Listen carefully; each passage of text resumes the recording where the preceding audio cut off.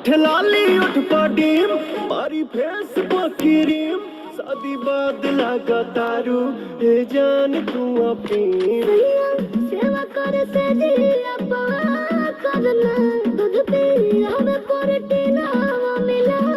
करना तबे भइल बा कमरिया मोर चाह करना तबे भइल बा कमरिया मोर चाह करना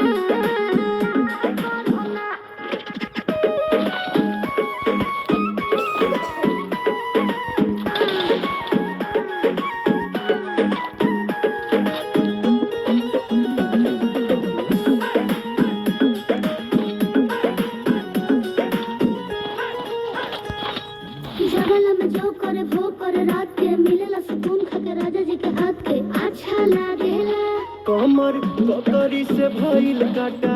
हराबा हो गलिया लागेला जान टमा ताराबा हो गलिया लागेला जान टमा ताराबा हो तोरे गए तुझे कौन पार करना अपने खाला पहले हम के खिया करना तबे भइल बा कमरिया मोर चाह करना तबे भइल बा कमरिया मोर चाह करना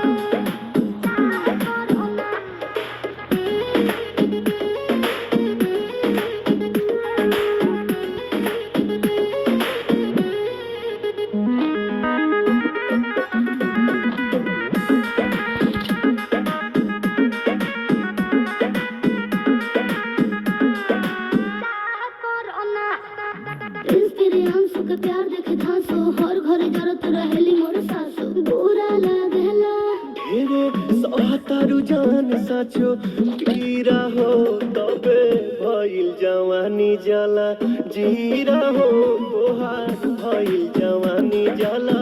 जीरा हो लाज लागे तो